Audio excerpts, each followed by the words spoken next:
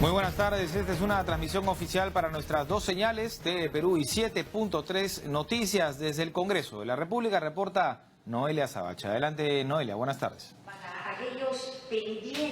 ¿Cómo estás, Nicolás? Muy buenas tardes. Así es, desde el Congreso de la República informamos que se ha retomado la sesión de la Comisión de Constitución, en la cual participan desde temprano el presidente del Consejo de Ministros, Fernando Zavala, así como otros ministros de Estado de diferentes carteras, para realizar lo que es la sustentación y dar los alcances con respecto a los decretos legislativos, 114 en total aprobados por el Ejecutivo con respecto a las facultades otorgadas por el Congreso de la República. En estos momentos realiza esta sustentación la ministra de Salud, Patricia García. Vamos a escucharlo. La posibilidad de dictar medidas para la optimización de servicios en las entidades públicas del Estado, coadyuvando al fortalecimiento institucional y la calidad en el servicio al ciudadano. Y quiero hacer notar que el Tribunal Constitucional también define, a la par de definir la salud como un derecho fundamental, que la salud también es un servicio público. Y basados en eso, justamente, la siguiente, por favor, y mirando qué es lo que pasa, para esta gestión, para el problema de la gestión en salud, necesitamos trabajar en una gestión eficiente del sistema de salud. Simplificación administrativa, gestión y rendición del gasto, mejora en compra de salud y una lucha frontal contra la corrupción. Y necesitamos mejorar la cobertura y la calidad de los servicios de la salud. Y para eso tenemos que fortalecer el Seguro Integral de Salud, fortalecer su salud, que es la superintendencia que debería ver la calidad de la atención de los pacientes, ver cómo trabajamos la atención oportuna y resolutiva en todos los establecimientos, fortaleciendo también el primer nivel de la atención y haciendo que los establecimientos especializados hagan lo que tienen que hacer. Y tenemos que centrarnos en el ciudadano.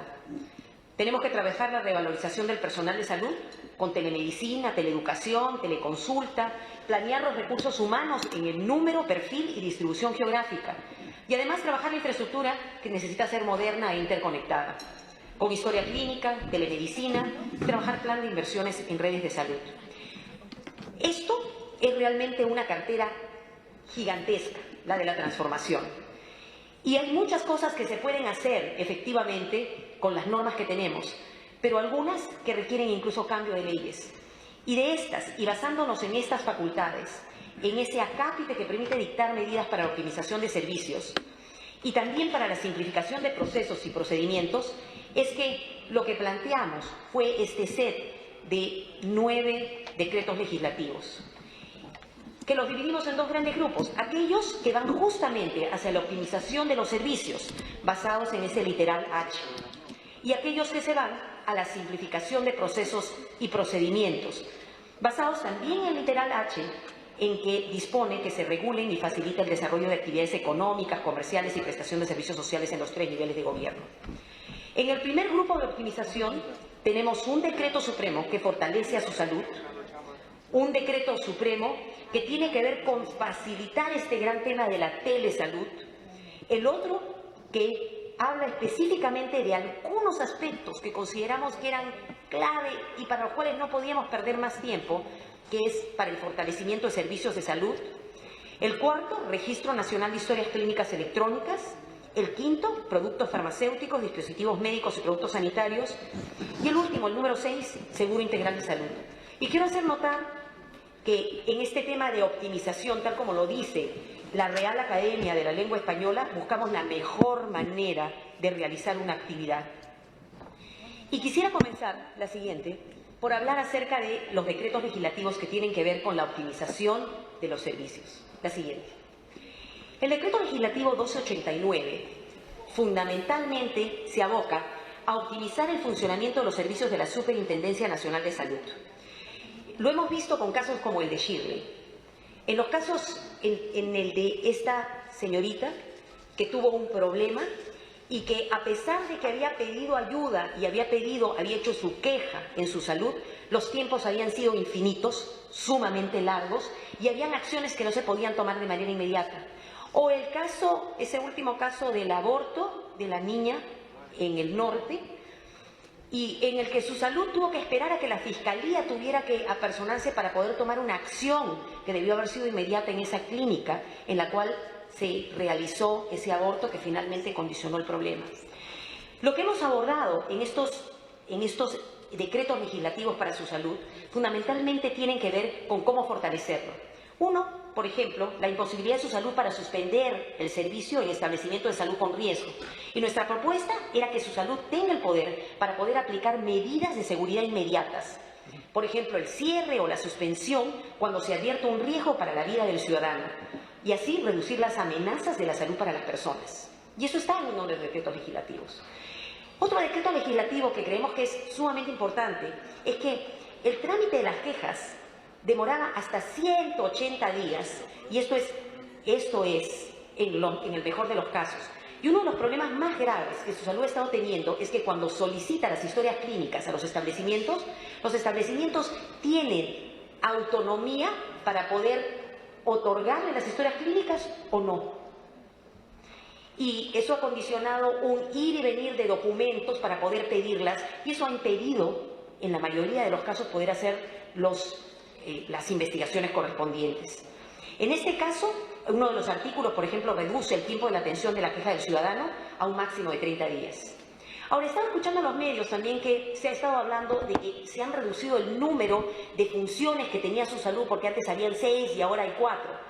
Si se lee con cuidado, se van a dar cuenta que lo único que se hizo en ese caso fue reducir, más bien mejorar la redacción, mejorar el número de artículos, pero mantener las funciones.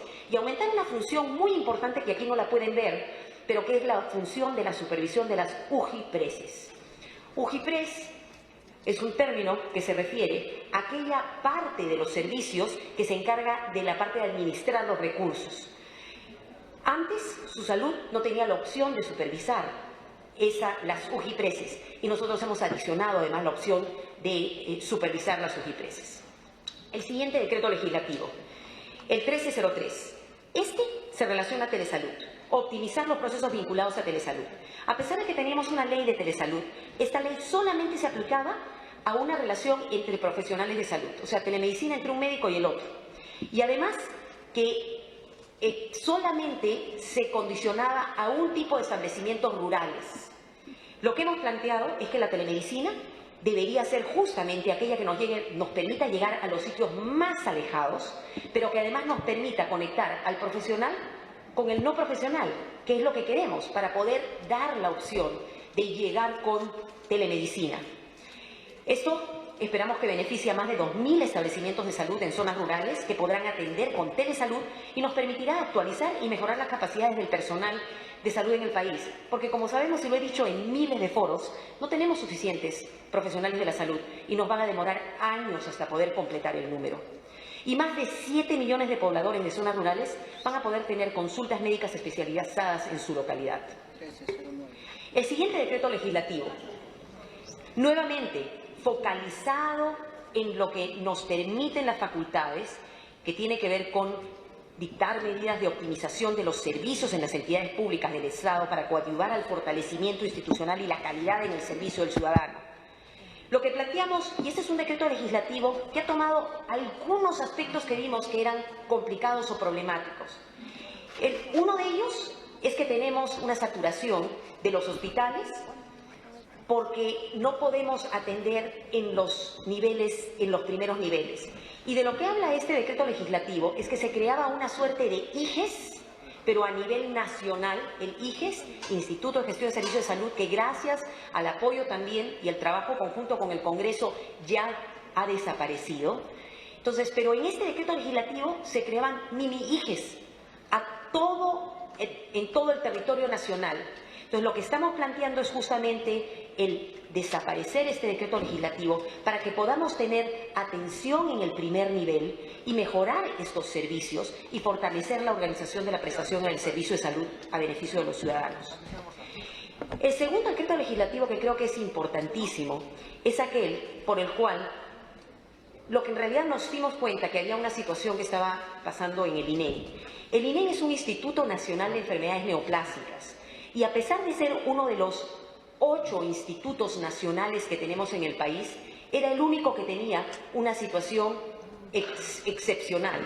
En lugar de ser un órgano desconcentrado, era un organismo público descentralizado, lo que significa, para efectos prácticos y para el ciudadano, fundamentalmente que no había fiscalización del Ministerio de Salud. Lo que ha sucedido en estos 10 años, en el año 2006, es que el INEM pasa de ser un organismo desconcentrado, como todos los otros institutos, a un organismo público descentralizado. Lo que sucede es que en estos 10 años, en lugar de cumplir su función, que debió haber sido descentralizar la atención de cáncer a nivel de todo el país, esto no se llegó a dar. Se creó una duplicidad en la rectoría en materia de las políticas de salud, creando una serie de oficinas similares a las que tiene el Ministerio. El número de profesionales, el número de contratados, en realidad de nombrados y CAS, creció de casi 2.500 a casi 3.000, casi como el Ministerio de Salud, adicionalmente de terceros. No se dio la descentralización que se necesitaba y tenemos muchísimas regiones sin quimioterapia y los servicios de radioterapia en el país que debieron haber crecido, en realidad solamente han crecido en función a los privados. Ha habido esta hipertrofia del aparato administrativo con más del 65% del personal administrativo y claramente una ineficiente calidad del gasto, que los demuestra con un 17% de ejecución de los proyectos de inversión. Una gran cosa que tenía y se tenía como planes para el INEM era la famosa torre del INEM, cuyo contrato se firmó en el año 2015. En el año 2015 se firmó y se hizo una transferencia de 50 millones. Hasta la fecha no se ha aprobado el expediente técnico, no se tiene un terreno y para este año el INEM había recibido una transferencia adicional de 60 millones de soles que tampoco las ha utilizado porque no se ha podido concretar esto. Pero adicionalmente esto, y también consta como parte de los documentos de la transferencia de salud, se han visto problemas serios en la calidad. Hay más muertes después de las cirugías, más infecciones intrahospitalarias, se ha incrementado el gasto por paciente atendido y a pesar de que la clínica del INEM tiene mayor número de pacientes, se recogen menos fondos a través de ella, pero lo interesante es que no se cuenta con un sistema de información de cuenta individual. En pocas palabras, a pesar de la independencia presupuestaria, que era lo que le daba ser organismo público descentralizado, no se ha visto reflejado esto ni en una mejor gestión financiera ni logística a nivel institucional. Lo que planteamos en este decreto legislativo es que nuevamente pase a ser como los otros 7 institutos. Y una cosa que es interesante es que por comunicados que han salido y están en la prensa y a disposición de todos, tanto el gremio, tanto el cuerpo médico de los médicos del Ministerio de Salud como el cuerpo médico del INEM, todos están de acuerdo con esta medida porque consideran que va a fortalecer los servicios médicos especializados que debe tener el INEM, va a permitir que trabajemos en la descentralización y crear una real red oncológica en el país, nos va a permitir ampliar esta oferta descentralizada y recuperar el rol rector del Ministerio de Salud. Y yo al final les voy a alcanzar una ayuda a memoria de todos estos aspectos que les he comentado, que son parte, como les decía, del informe de la Comisión de Salud, pero además que pueden encontrarlos al revisar los datos que tiene propiamente el INEM. Los otros 2 decretos legislativos, artículos que van con este decreto legislativo, es uno que tiene que ver con la estructura organizacional del INS.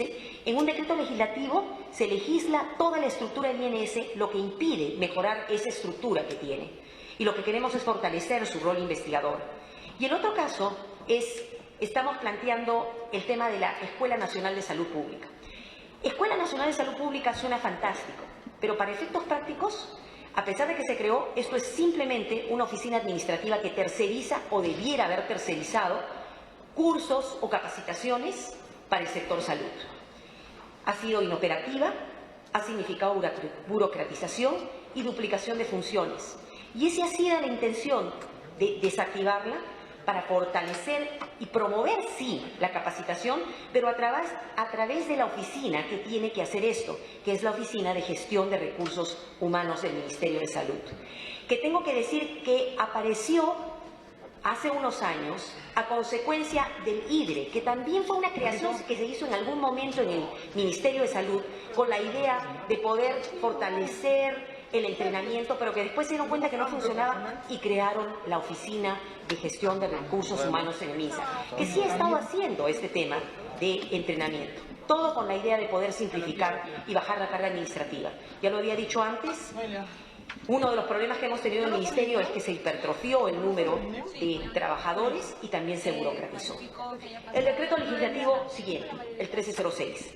Este tiene que ver con optimizar los procesos vinculados al Registro Nacional de Historias Clínicas Electrónicas.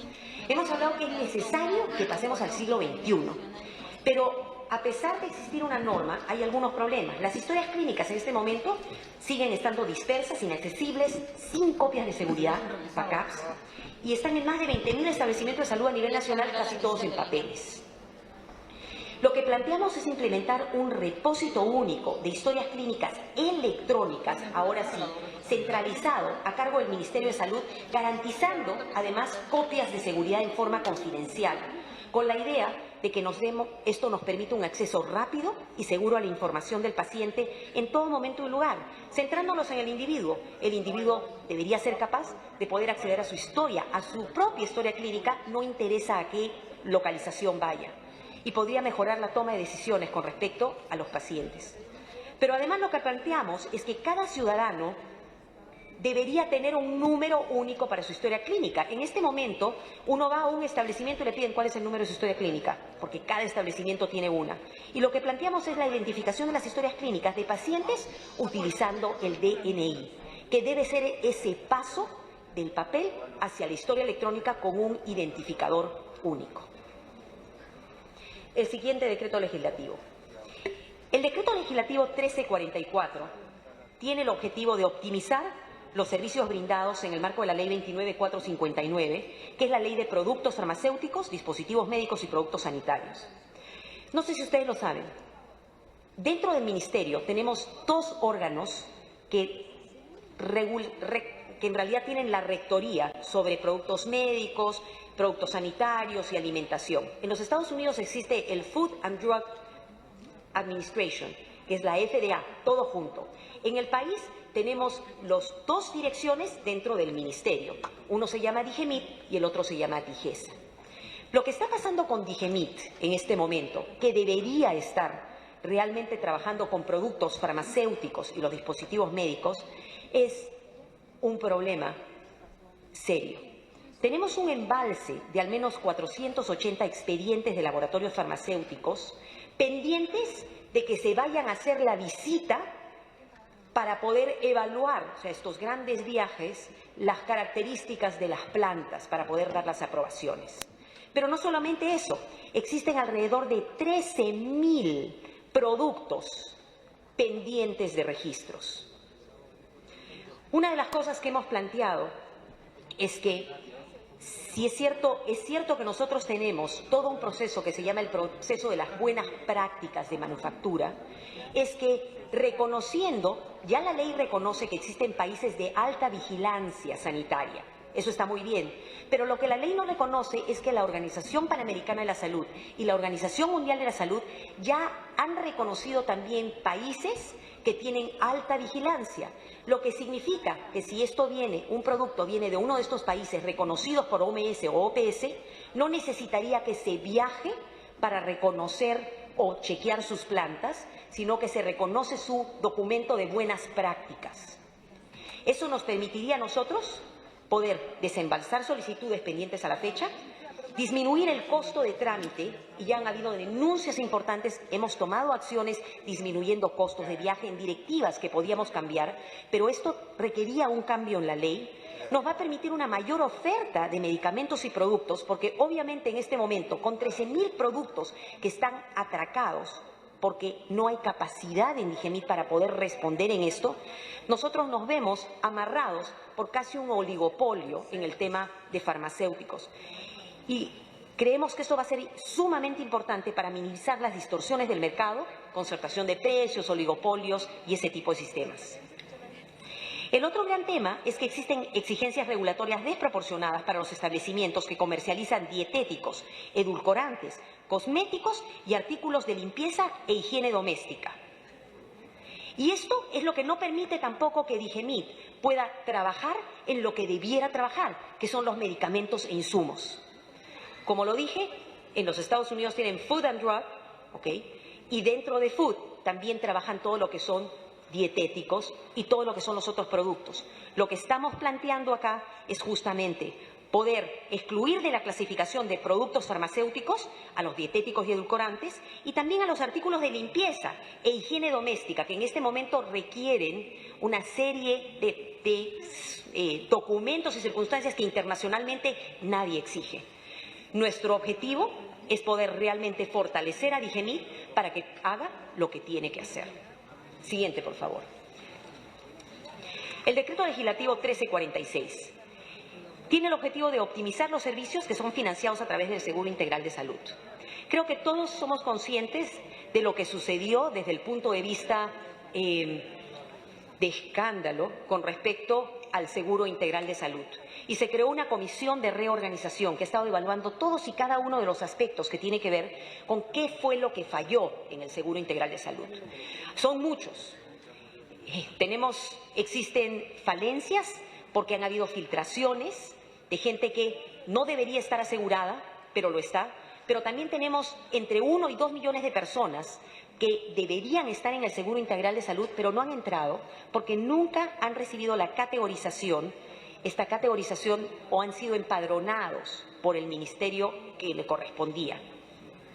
Y además se ha visto que se han estado haciendo contratos con privados que de repente no tenían las condiciones que tenían que darse. Han habido una serie de discrecionalidades y realmente el SIS era manejado solamente por su jefatura. Lo que hemos planteado son solamente 3 decretos legislativos que creemos que son clave para poder continuar todo este proceso en el que estamos reorganizando el Seguro Integral de Salud.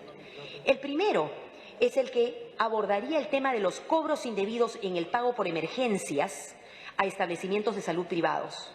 Y lo que se está planteando es que el SIS, el Seguro Integral de Salud, debería definir de antemano las condiciones específicas para el reembolso de estas prestaciones y además que se den en los establecimientos privados cuando no se tengan establecimientos, que se den los establecimientos privados cuando no se tengan establecimientos públicos que estén cercanos.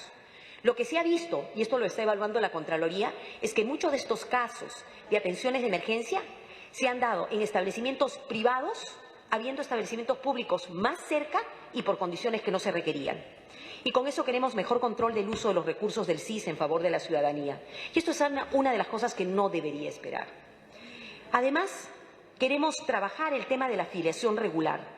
Existen 5 millones de subsidiados no pobres, pero no pobres simple y llanamente porque no se ha hecho el empadronamiento general de hogares, claramente. Y hemos identificado que al menos hay 2 millones más que probablemente requieren ese empadronamiento, pero no se ha hecho.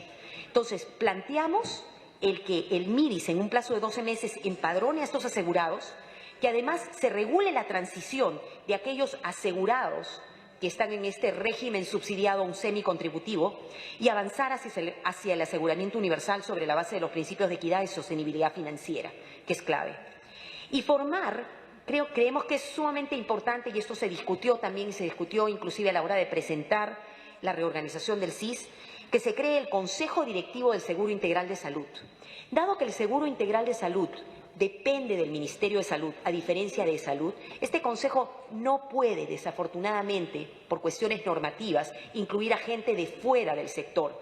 Lo que estamos planteando es que el Consejo Directivo incluya participantes del MINSA, del MEF, del MIDIS y del MIMP como órgano máximo de la entidad para una mejor gobernanza y para mejorar la transparencia y el control en la gestión de los recursos. Entonces, les he hablado acerca de los 6 decretos legislativos que tienen que ver con la optimización de los servicios.